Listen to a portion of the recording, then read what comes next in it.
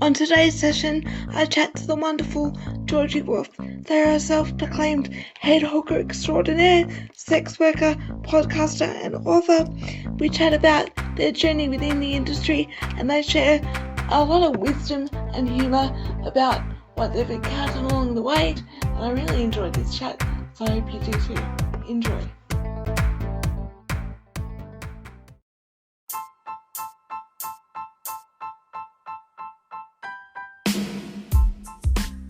You're listening to a Mel Entertainment original podcast. I sat down with Georgie back in March and I started off by asking them how long they'd been in the industry and how they got their start.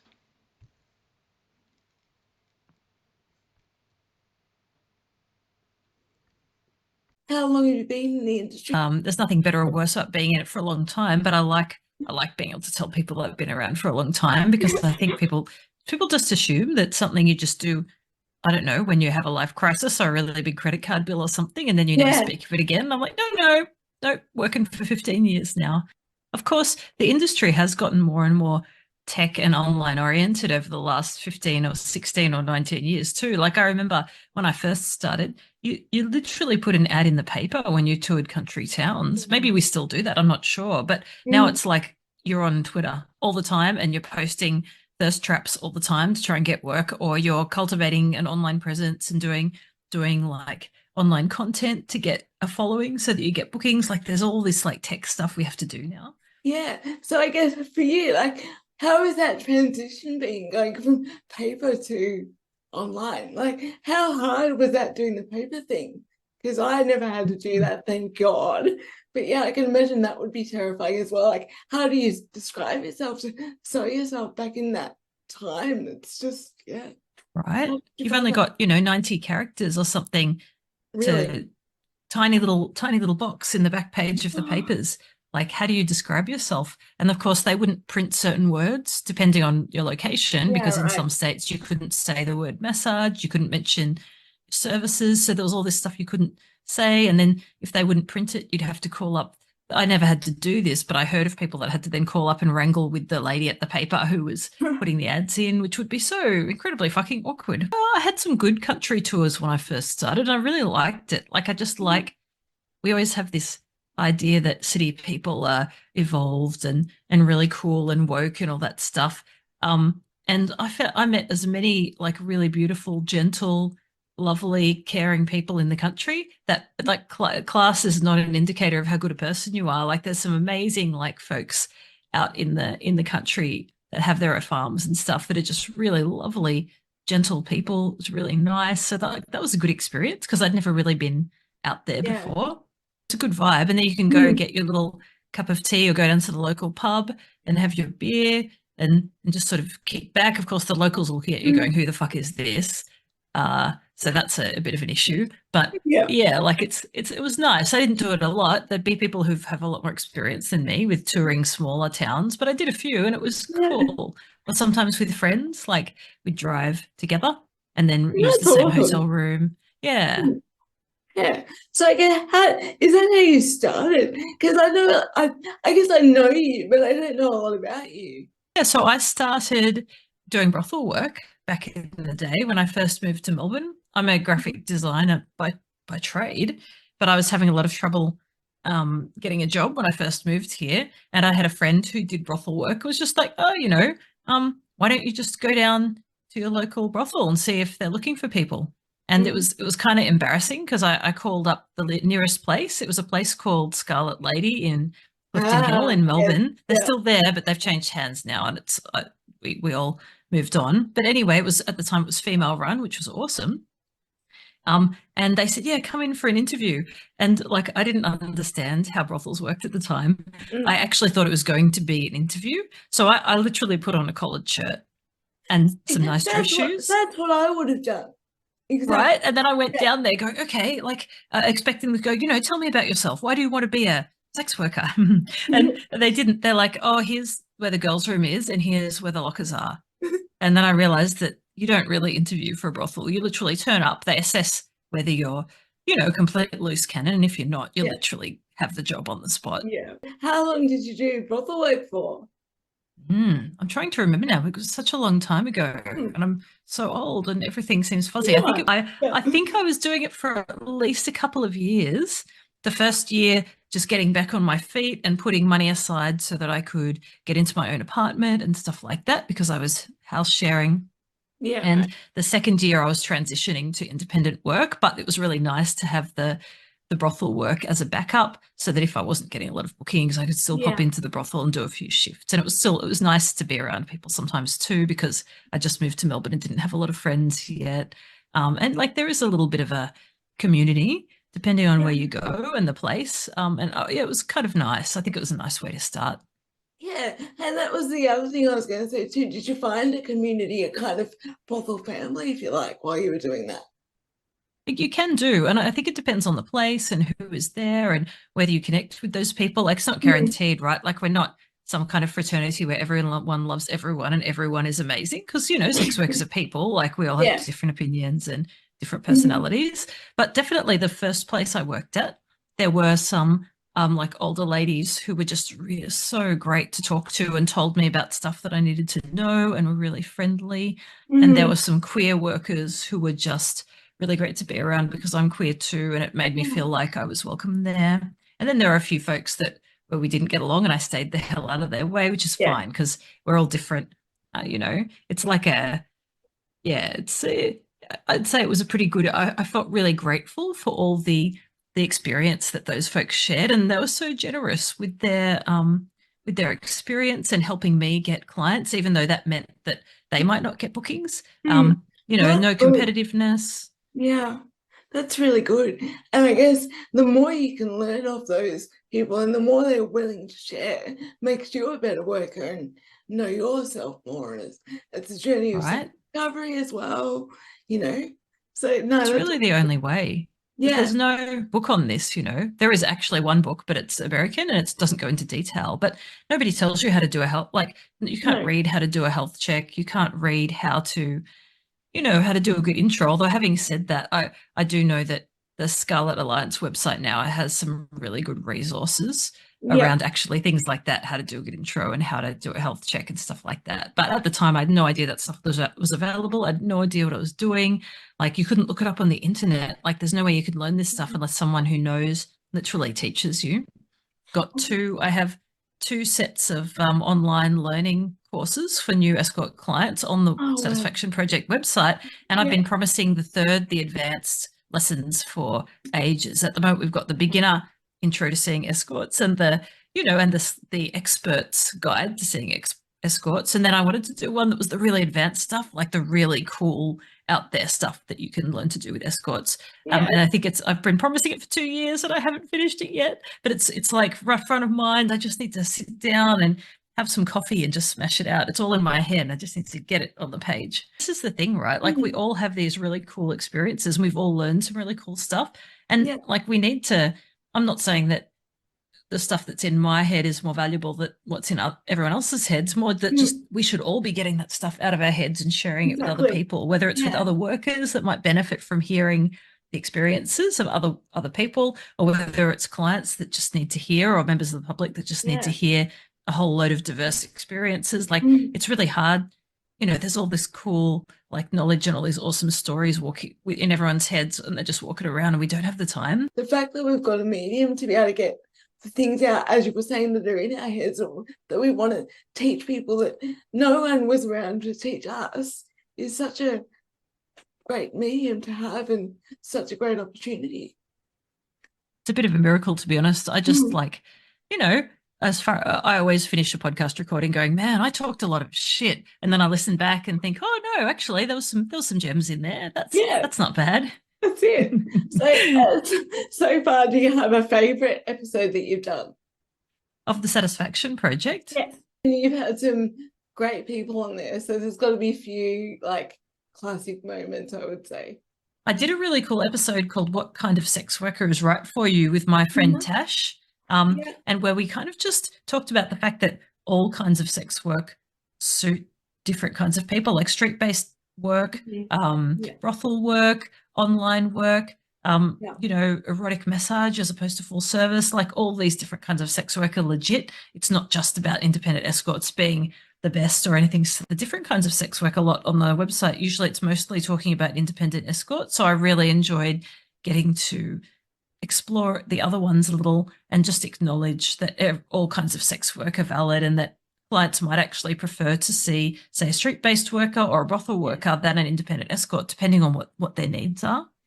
Honest, the one that we did was just so fucking good. Yeah, so good. Have you ever had a situation where you've just gone, I've got to make an excuse and get out of here because red flag? I mean, we all kind of like make a call on whether a situation is safe, and unfortunately meeting strangers in any situation, occasionally you're going to run to folks where you're like, oh, you're not okay. I'm struggling to think of a time when that happened. Well, that's good.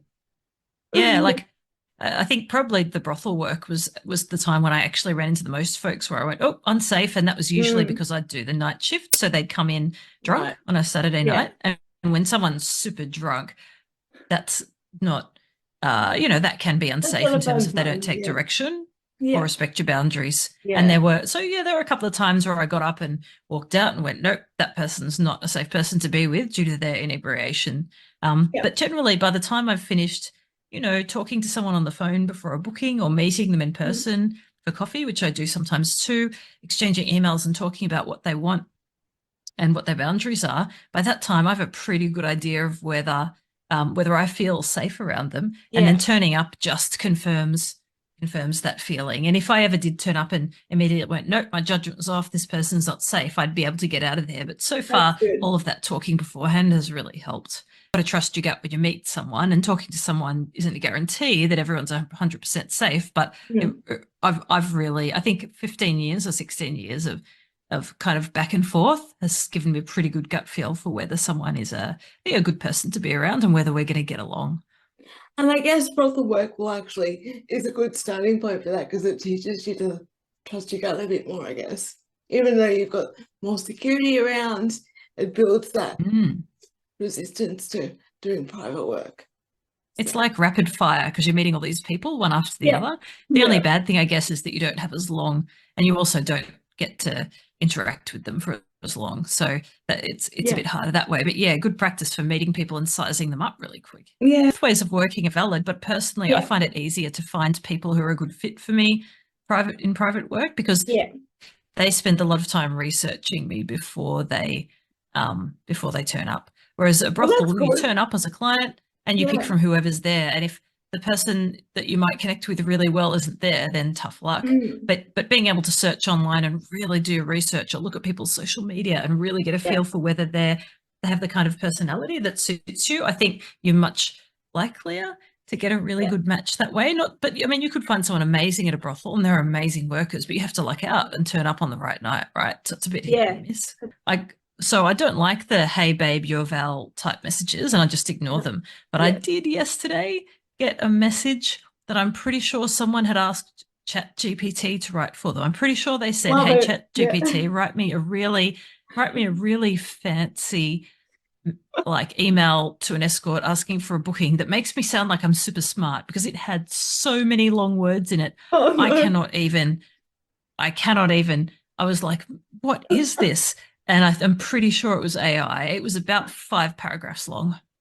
Did you actually keep it for prosperity? Did you screenshot it and just go, I've got to keep this for my memoir?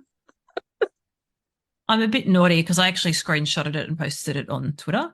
And I don't often do this. So my principle is, like, if we get a bad message from a client, often that person is trying really hard, but because they don't know how to do it, they've fucked it up. And although we sometimes roll our eyes and sigh a bit, I also empathize with those folks because they're trying. They just don't understand. Like, they think it's okay to get sexy in their email because they don't realize that you have to treat your worker as a professional until you actually see them. Or they say, hey, how you going? Because they don't realize they have to give all that information in the email so that we know that they're serious. But I feel like this ChatGPT essay, I think this person was taking the piss a little bit. So I did post it and went, please God, may I never receive anything like this again. And if you're the person who did that and you happen to be listening, I did not. Yes, I was making fun of you a bit. But yeah, well, try that one again, because we really, when you send a message to an escort, we want to connect with you as a person. We want to hear you talk in your own voice so we can tell if we're going to get along with you. Getting something that is clearly not written by you, that is super wordy and super long, all it does is waste our time. If those things didn't happen, we wouldn't have anything to talk about either. So the dipshits make the world This go. is true. Yeah, but we also love the I don't. golden clients that make our job awesome. Oh my God. And sometimes the golden clients are just the ones that first sound like bad clients because they haven't learned, and there is nowhere to learn. There is almost nowhere to learn. There are now 2 websites, as far as I'm aware, in the world that teach clients how to see sex workers. And one is the Satisfaction Project, and the other one is the Good Client Guide, which Trist produces. Yes. And thank God there are 2, because before then, how would you know? How would you know what to do when approaching a sex worker? You wouldn't. So of course you're going to fuck it up. Like, no, of course you're not going to know how, because nobody has ever explained. And I really empathize with folks who have struggled. Sometimes when you first go to an escort, you don't want to tell anyone that you're going because you don't want to feel like stigma. Right. So no one knows. And so you just wing it, basically. And you're winging it. Yeah. And sometimes those clients that came across really poorly the first time, and I said, no, not going to see you, that message is not acceptable. Sometimes they came back. Sometimes it was 6 months or a year later after reading up more and doing more research, and said, hey, I sent your email a while back that was pretty bad. I'm really sorry about that. Like, here's my second attempt. I'm going to get it right this time. And they did. And they're great clients. So it was just a matter of them doing the homework and trying again.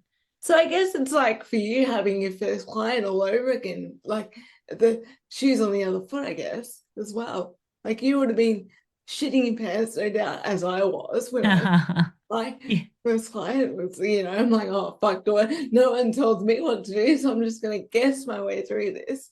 Yep, right. And my first client was a person with a disability, and it was a disability that I wasn't familiar with. Yep. So I was like, oh, yeah, right. We're starting on hard mode, but actually he was the loveliest man and a very, very great person as a first experience. And so I was really lucky that the first couple of people I saw were really awesome clients who just, were able to talk about why they saw sex workers and really help me understand, what clients need or how to approach that. Yeah. And I suppose for that first client as well, having a disability and being accepted by you, that would have changed their outlook on themselves immensely. So I guess having that positive effect on someone, how does that resonate for you? How does that affect you? I mean, he was pretty cool because he'd been seeing sex workers for ages. He's a very laid back dude, very comfortable with his disability, very used to it. He'd had it since he was born, really comfortable talking about it, no shame and stuff. So really chill, and matter of fact. But I have seen since then clients who struggled a bit more, or who I was their first sex worker, and have able to really have those conversations about what they wanted out of intimacy with someone. And some of those people are my favorite clients. And again, if you're listening, hello, you know who I'm talking to. They'll know that I'm talking about them. Some of my favorite people have been some of the folks that I've seen that have had disability stuff going on. That's awesome. Just lovely people. Yeah. And really, it's really cool to be able to, tick some of the boxes that are looking to get ticked, if not all the boxes. That's a bit of a double entendre. Yeah. But I was reading on somewhere on social media yesterday that someone had an awkward client. They didn't know what to do because, this guy didn't want to talk much and so on and so forth. So how do you combat that yourself when you're in those situations yourself? I get him talking. I have my ways. And I guess this comes with experience too. Do you find that with experience you get really good at drawing people out of their shells? Yeah. I remember the first client I saw, I'm like, oh God, if they don't talk, we're fucked right now. How will I know what to do? Yeah. But as you learn, it's the art of talking really hot bullshit. That's the way. Right? Yeah. And making people feel like they're accepted so that it's safe for them to talk. And to be honest, if they can't communicate at all, probably not super safe to have sex with from a consent point of view. Like, I need to be able to say to someone, does that feel good? What would you like to do next? Is this working for you? And if they can't answer that, I don't really want to be continuing because I might be doing something they don't like. So, yeah, getting them talking first is just so important, always to take that time first to connect and to find out what they're into, or if they're too shy, just to ask them a few questions about themselves so that they can start to relax a bit. So it's not just this terrifying experience where a stranger leaps on them and rips their clothes off. That's not the vibe we're going for. Well, you know, if they want that, of course we'll do that, but you know. That's a fantasy and it costs extra. No, actually, it's great fun. Exactly. And I have some clients where I call it beast mode, where we totally go beast mode. But that didn't happen straight away. Like, we had to get to know each other first. You know what? I wish I could do that. I wish I could do that. So the image in my head would, that's awesome. That would be so much fun. Are you more of like a gentle kind of approach? Because everyone has their own thing, right? I would rather not be, but physical, like my physical exterior won't allow me to do that. But my internal, you know, spirit would want to go, let's do this. But so my physical exterior kind of lets me down, and that's about, I do what I can. That's so frustrating. But if people like are wearing like neckties or whatever, I can use that to pull them down and stuff. So, you know, I got my ways. Oh, that's pretty hot. So it's still, you know, it still works. But so when you have those awkward moments or people that find it difficult to tell you what they want, do you still just kind of, is it finding a way that suits them to communicate, or is it a lot of guesswork for you and waiting for them to nod, or how do you combat that? It's waiting for them to feel safe enough to talk before I do anything, because if they can't say yes, I can't do anything. So sometimes that means a lot of talking before, or a lot of just cuddling and talking together and not much doing. Even if the whole first session is just cuddling and getting used to each other, that's not wasted time at all. And then I also play the traffic light game, which is where you teach someone green, orange, and red, where green is keep going, orange is this particular thing you're doing should stop, and red is everything has to stop. And then what you do is start doing stuff, but they need to keep saying green. And as soon as they stop saying green, you stop doing nice things. And that's a really good way to teach people that they have to say yes.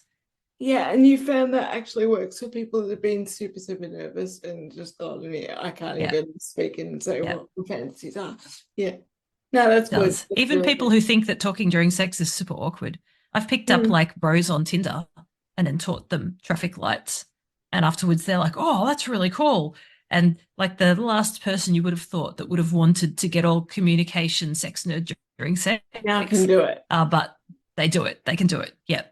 Then I've also written a book called The Art of the Hookup, which is not for sex work clients, just for everyone. And that's about picking up really well. So picking up using consent and having casual sex that's really ethical, but really enjoyable, using the skills, right? So using things like traffic light safe words and using your words and having, being good in bed, all that kind of stuff. And it's a different audience, but the skills are the same. It's like, communication, consent, feeling safe, all that kind of stuff. Mm-hmm. So what inspired you to write that? I think probably what inspired it for me was the terrible hookups I had on dating apps. And I've been hooking up on dating apps for a long time. And then before dating apps existed, I was going to clubs and pubs and I was picking up all over the fucking place. And I've had a lot of really bad sex because when you're in your 20s, I don't know, it depends on everyone's experience, but when I was in my 20s, I did not know what I was doing. And the people that I had sex with didn't know what they were doing. And we just like awkwarded all over each other. And it was real awkward and weird. And oh my God. And it just like, I wish I'd known this stuff. I wish I'd known all the stuff I learned as a sex worker back then, because man, I would have been having such good sex. I just wish everyone knew. So I just tried to, the book was an attempt to get that stuff out there. Like, it's not rocket science. It's just communication, like having a few good lines, having good touch, stuff like that. Like we can all learn to do this. So it was kind of, I really hope we can spread that stuff around a bit more because life is too short to have bad sex. Well, as you say, like no one teaches us this stuff. So having that right? is a really good resource. So yeah, I'm glad they teach you how to put a condom on in school, but they don't teach you that sex should be fun and that if it's not, you should probably stop. Or, you know, that sex can be amazing if you put some time into learning how to touch people well or kiss well, that kind of stuff. Well, I guess, you know, back when we were at school, they don't want to feel responsible for anything. So therefore they don't tell you anything apart from, you know, the basic putting a condom on. Which is because, you know, they don't want to encourage you to actually have sex. No, and we're all meant to be heterosexual, so for, you know, you wouldn't want same sex, you know, interactions. Or we didn't even talk about that. No, I'd never heard the word bisexual till I was like 22, which is sad because I was extremely. Same. And I had no idea what it was. And like when I had my first, you know, crush on a girl, my parents were like, no, it's fine. Phase. And I'm like, oh my God. Yep. It's not a phase. No. It's not a phase. It's the dark side and it's the good side, and I love it. I'm pretty sure when I told my folks I was bisexual, they never spoke of it again. And I think they just assumed it was a phase, and they don't know I've been banging chicks like since then continuously. But, you know, it's not like I would share those details, but like, come on, guys, like it's not a phase. It's continuing. You're just not seeing it. Yeah. Are they supportive now? Your folks? Oh, they're lovely. And they're supportive about all the things, the sex work, all the stuff. It's just, you know, it's hard to get your head around that if you've never experienced that stuff and if you're a bit older. So I think like props to them for tackling it because it's pretty full on. I must say they put a lot of effort in. But I do think that they really did think that I was just temporarily bisexual. Yeah. Because I never mentioned it after that one time. Yeah. How did you go with coming out with sex work and stuff to them as well? That would have been a double whammy for them. I was just writing about this the other day, actually. I was working on a writing piece for uni. I told them I'm so honest. Like I just don't believe in secrets. So it was right after I'd moved to Melbourne and they were down and they were visiting. And I'm like, oh guys, I got to tell you something. You know, I've just started doing brothel work. It's actually really good. And I didn't really give them a lot of context. I just expected them to accept that at face value and assume that if I was doing it, I must have, you know, performed a risk assessment and, you know, figured out it was right for me and it was fine. I completely forgot about sex work stigma and the fact that your kid being a sex worker is probably like one of the worst things that could happen, apparently. So, they kind of didn't say much. And then my dad walked over to my kitchen and then he opened my kitchen cupboard. He took out the bottle of whiskey that I'd been saving for a while and then he poured himself a really big glass and just like downed it in one go. No. You seem like... And then he came back. Yeah. I get the vibe that you guys were like fairly close, you and your dad, or no? Yeah, and they're like I said, they're really good people and very liberal and very open-minded. But even then, the stigma of sex work and the shame of sex work is so great. It affects us as workers. We know there's nothing wrong, right, with banging people for money or among other things. We know that's fine, but we still feel ashamed. We still struggle with shame and stigma, let alone the other people who haven't done the work and know that it's okay. So it's going to be real hard to let go of those feelings, right? Yeah, and I guess people from our parents' generation only know from what they know from the media, which is always deemed to be fairly negative back then. So, yeah. Plus the whole, like, you know, female presenting like AFAB person and having too much sex issue. Like I remember when I moved in with one of my boyfriends in my 20s, my dear old nan was horrified that we were living out of wedlock. So that's where she was at, right? Yeah. Can you imagine going from my grandchild is living out of wedlock to next generation, my grandchild is a hooker? Yeah. Yeah. Well, I'm glad my grandparents had to pass away before that even happened for me, so that was good. But yeah, it was funny that you mentioned about your dad because I used the licensing system to my advantage because Really? so I said to my dad, "Oh look, I'm that intelligent and I've progressed so much that I've actually got numbers next to my name now, Dad. This is how cool this is." And he's like, "What do you Oh, mean?" And I said, "Well, I'm XE, blah, blah, blah." And he's like, "What does that mean?" I said, "Well, I'm a hooker." And he's like, "Ah, you ah, led with the licensing. yeah. So I'm now Melinah biking XE, blah, blah, blah." And he went, "Oh, that's cool, yeah." Oh my And God. Wouldn't it have been awesome if the whole BLA thing, they actually just sent you a nice certificate going, we're sending you a certificate because we think you're fucking rad. And here's a special number on the certificate that, as opposed to give us all your details so we can track you because you're a filthy hooker. Like, it would be so nice if they just sent you a congratulatory certificate. Congratulations, you're a sex worker now. Here's the certificate that proves it. You can show it to everyone. They'll all pat you on the back. Yeah, That would be awesome. I just wanted like a gold header on my letter that said that I've Right? accepted. Like, I want a fucking gold star. yeah. But my dad took that and he took it with great gusto, and so he's been supportive ever since. So yeah, but I just that is delightful. Yeah, I know, and so he knows a little bit, but he just doesn't want to.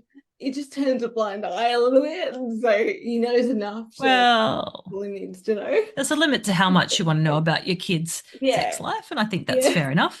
I will say that my parents, although we didn't talk about it for a number of years, they did really come around to learning about sex worker rights to the point where I'd go over and my mum would be watching and it was prejudicial against workers, and she'd be shouting at the TV going, "Oh, that's not right. You should be nicer to prostitutes." And then I'd have to stop her and go, "I like the sentiment.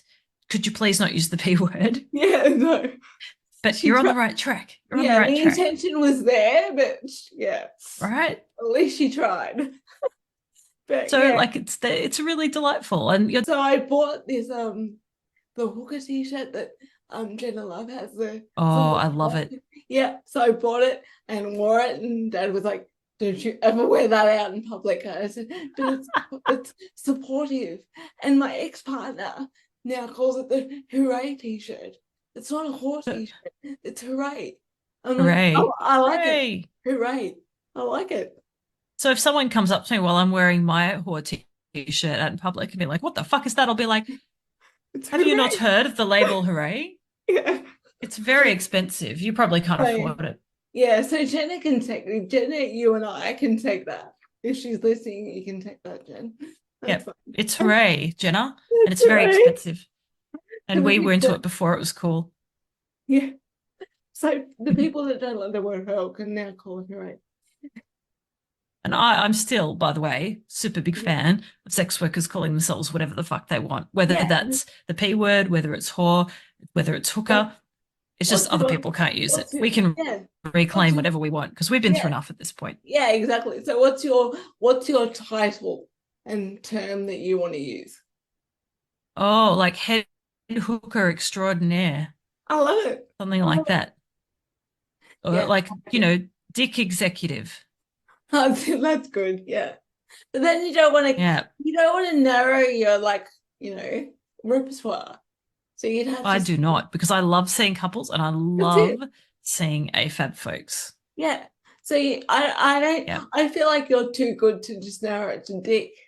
So I don't know. Yeah, you're right. I just like being crude. That was why I went for that. Let me think about that. It'd have to be, what would you say on your business card? What would you put on your business card? Well, my mother, funnily enough, my mother and I had this conversation the other week back, and she said, "No, sex work is tacky. I'd rather you say adult industry extraordinaire or entrepreneur." Oh, so it is the entrepreneur. I like entrepreneur. Yeah. So my mum said use it. So I was like, okay. I can't be dick entrepreneur, can I? Sorry, don't mind me. I have the worst sense of humor. I have a sense of humor. I've got the same sense of humor as you. So, swear or be as crude as you want. This is why we get on so well. Intimacy entrepreneur. Oh, I like that. I like that. Yes. Mm, No, that's good. I Brand that. like that. Just go, you don't want to sound like you're running a line of sex toys. It's like, no, I get up and in Yeah. there, Yeah. Or you can say wolf entrepreneur or wolf taker. Hang Oh, on your yeah, we could name bring that there. into it. Yeah. I do have to say there are at least 3 wolves now in the industry, and I think 2 or 3 of them are in Melbourne. And I just want to get us all together and call us the Wolf Pack, and I haven't Or a wolf. managed to do that yet. And you can have a massive wolf bang. Yes, Wolf Bang. Yep, that should totally be a thing. Now you got me started now. I'm just gonna I It's have like, have you been wolf banged? And then we'll send them a certificate with a star on it yeah, see you can do if they survive. double sessions as wolf bangs. Oh my God. Yeah. It's the I thing. just, Georgie, from a have it. branding point of view, I just love Yeah. that.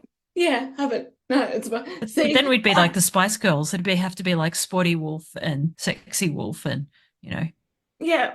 I want to see that happen because I reckon that would be a thing.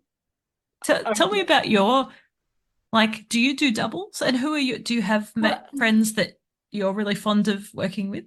So I have never done a doubles because I don't know, I think the dynamics would blow people's minds because I don't know. Oh, that's can happen. I don't know whether it's a thing that people would want.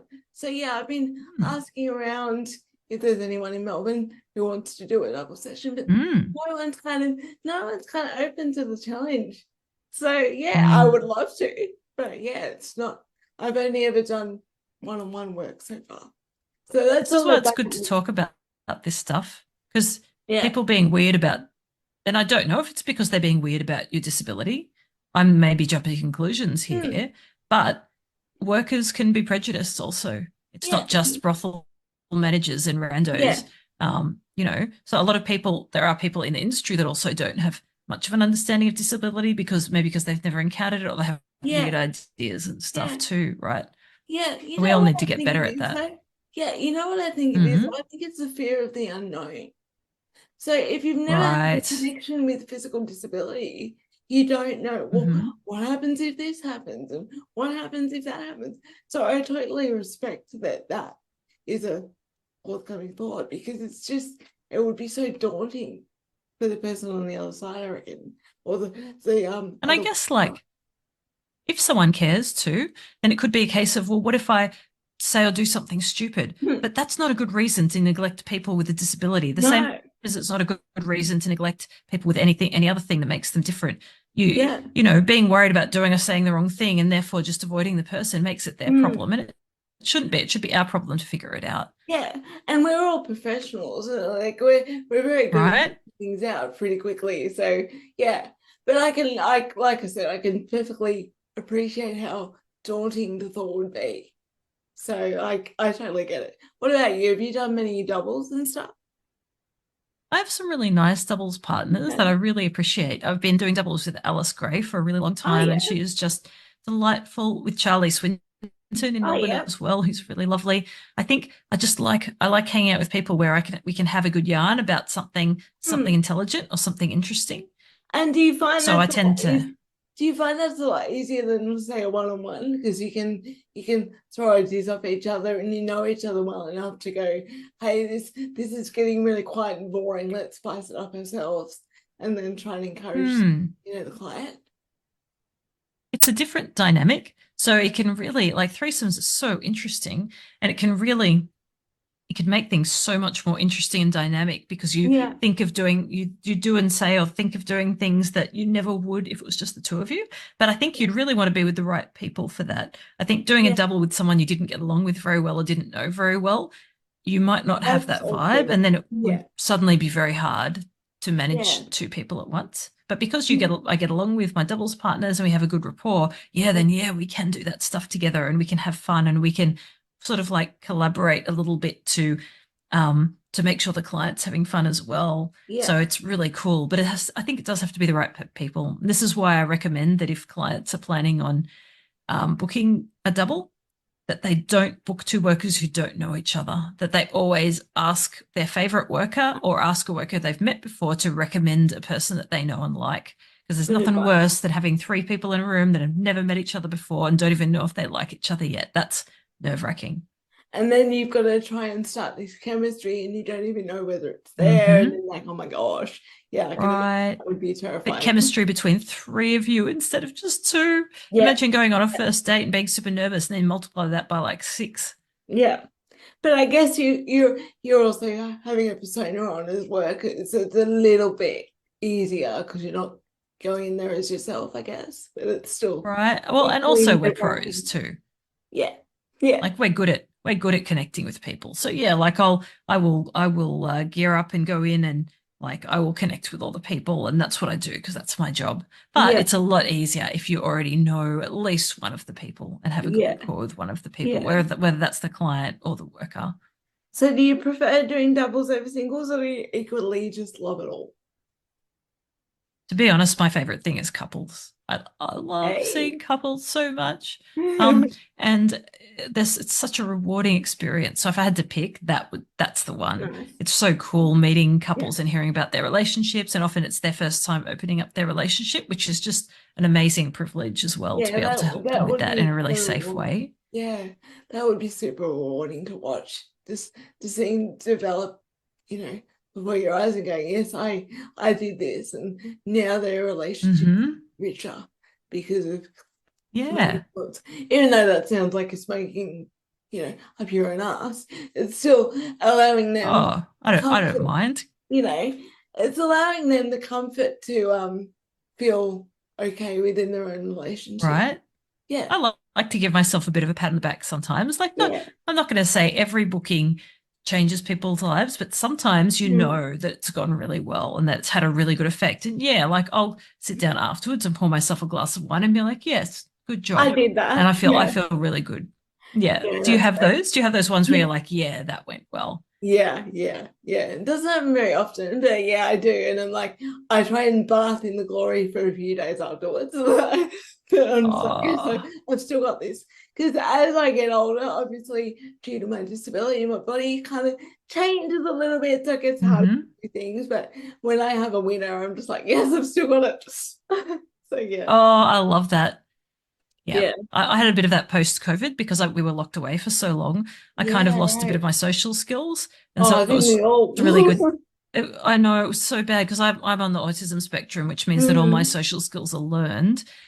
And then if I don't practice them, I start to get rusty. And I got out of COVID going, will I still be able to do this job? Am I ever going to be able to pick up again? Like, am I just going to be awkwarding all over everyone? And it was so nice to come back and do those first few bookings and go, no, I've still got it. Like, this is good. I can still do this. How did you go on your first one with feeling that way? Oh, you poor thing. I'm trying to remember what the first one was now. I think it was probably with a regular. I think the regulars that I hadn't been able to see, we just, I got straight back into it. But so it took a while before the confidence came back. Yeah, right. So how did you go through COVID actually when we were all locked down and it was all crazy? How did you? Well, I was fine. Yeah. Like I was lucky because I actually got a bit of a side gig, a bit of an admin job at the time. So I managed to coast through, which is not what happened to a lot of people. I have friends who lost their entire life savings. I know people who didn't have savings and they were fucked. And of course, all this scrutiny on sex workers during COVID, of course, we're the first people that the media and the government decide to pick on as apparently vectors of disease. We know that's not true, right? We know that sex workers have, on average, really, really good infection control practices, right? Like we're pros at this. So it was really annoying and disheartening to see the media hysteria that went up around that. And some people were picked on. Some people had to work through COVID, even though the Victorian government tried to stop us because they need to eat and they need to pay the rent. What are you going to do? No shade on that. Yeah. So but that would be a very stressful thing for someone to have to do for a position to them to be in. And oh, geez, I can't even imagine. Yeah. And I mean, for those workers that are phased in as well, they can't even transition to online work. So then what do you do? I mean, I was super lucky because I was already an online whore anyway. But as well. Oh, yes. Yes. So I scraped her okay. But because a lot of people were at home. So I was essentially an essential worker, which that's what I called myself to keep myself going. But I'm Yeah. essential and I need to be here for all these people that are sitting on the couch Right. doing nothing. But yeah, for those people that are phased in, I can imagine it would be so bloody difficult to. Oh, so hard. Mm, Yeah. Just like, you know, they always say that sex work is like the oldest profession and the profession you can always fall back on. yeah. Not, but during COVID, we found out that actually it's not always Yeah. the profession you can always fall back on. No. And yeah, that was real Well, hard. well, I'm glad it's over now and we can all kind of get back to a, slight normal. But as you say, we're all, old hats at all this infection control before it was even needed, Right? We did it as a It's kid. really, So, it's yeah. super annoying that, Yeah. you know, that governments and that the media tend to fixate on sex workers whenever there's some sort of Yeah. outbreak or some sort of danger. Like, because we're already seen as dangerous, it's really easy to do that rather than looking at, you know, actual practical causes and effects and harm minimization actions and all the stuff that they should be doing to actually have a positive effect. It's annoying to see people just fall back on the same shitty tropes. And I hope that that won't happen as much. Like, we have sort of decrim in Victoria now. It's not full decrim, but it's almost full decrim. And we have the anti-discrimination laws that say you cannot be that say you cannot be discriminated against on the basis of profession. And it's a little bit of a shame that they didn't mention sex work specifically, but still, that's that. So I really hope that folks can start to push back now against us being picked on just because we're sex workers, because it's just not okay. Absolutely. Yeah, and I guess the great thing about this industry too is there's something for everybody. And I guess for you and I, particularly, I don't know for you, but when I first got in the industry, it's the only place I felt really at home and really accepted because there's something for everyone. And so I may not be everyone's cup of tea, and you may not be either, but there is someone's cup of tea. So, you know. And not only someone's cup of tea, but you can blow someone's mind. Then you can go have that glass of wine and go, yeah, I have changed their life. Not all the time, but sometimes enough to go, yep, I'm doing good. I mean, there's still a bit of exclusion, but it's the most that I've felt accepted being as unique as I am. And we're all unique in all our different ways. So I've just found that. So I'm glad that you have too. Thanks for sharing your experiences around that too. Like, we just need to talk about it. Like, we can definitely be doing better as well. Like, I hear you about feeling accepted, and I have felt that too, but we can also be doing better about, you know, treating disability as just a thing, because so many of us are disabled or have chronic health stuff or have mental health stuff or have neurodivergent stuff that make our lives tricky in the regular world. Like, I just, you know, sometimes it'd be really cool if we got our heads around that so that you didn't have those experiences. Yeah, and I mean, disability doesn't mean necessarily physical. It can mean a whole range of different things. So yeah, and people just need to get their heads around that. And it's a huge thing and understand. Yeah. And there's also, you know, and treat it like a regular thing, which it is. For sure. And yeah, there's even like invisible disabilities, which we've talked about. And, you know, so people are all spicy in their own ways, you know. Right. Oh, people are spicy in their own ways. Yeah, I would put that on a t-shirt. Yeah. All right. Well, we can brand that together. We can share that one then. Yeah. And then your parents won't complain that you've got whore on your shirt. Exactly. So it's a win for everyone. Hooray, spice. Sorry, hooray. Hooray. Hooray, spice. Like, anyway, back on track, dear. So what's coming up for you, Lola? What's coming up for you? Oh, yeah, okay. Look, so I will make a commitment right now. I'm going to get that advanced course up on the website sometime soon for clients about, you know, having those really advanced far out kind of adventures with escorts that maybe you reserve until you're a little bit more of an experienced client. So I'm going to work on that. I've got a couple of blogs coming out on the tris.link blog soon, and I'm working on a couple more. I'm working on a few at the moment that are quite interesting. So always loving researching and like interviewing people and getting to write about all different aspects of sex work. So the writing is definitely ongoing, really enjoying that. Do you ever have any downtime? It doesn't sound like you do. No. No, you're I'm very much like not. me. Yeah. I go on holiday and then I start working on my side hustle. I can't stop. Love it. But you know, I had a teacher back in high school who used to say I'll sleep when I'm dead, and I think that's where I've That's what you landed. do. So Yeah. I guess I also end these podcasts with my last question, which is, what is your favorite alcoholic drink? Or what is your favorite drink of all time and why? Oh, so I'm not sure of the one of all time, but I have to say that I had a booking today Yeah. where a client gave me a glass Easter egg containing chocolate flavored liqueur, very similar to Oh, Bailey's, but in an Easter oh, egg. And it's really cool. We that actually is went through so half the bottle in the booking because it was so tasty. And I think I may have Oh, to get back on it that after we is so finish this good. podcast. That So is that's so what's front good. of mind at the moment. Oh, wow, you got the best clients. Seriously. Oh, I'm When do so you find lucky. these? I'm so I lucky. want places and The names. internet. I know. You know The what? internet delivers. You've probably seen my ads and I'm pretty bad at them. So maybe I need to employ you to run my ad. Oh, well, you know, writing is my gig. So Oh, well, there you anytime go. you need a second opinion, Will do. Will do. Be careful. I might hold you to that though. yeah. No, I'm all in on that one. I really love chatting with you. Like, thanks for inviting me on your podcast. I'm still super impressed that you're doing two at the same time. And also, we always have such a good yarn. I really like it. Yeah.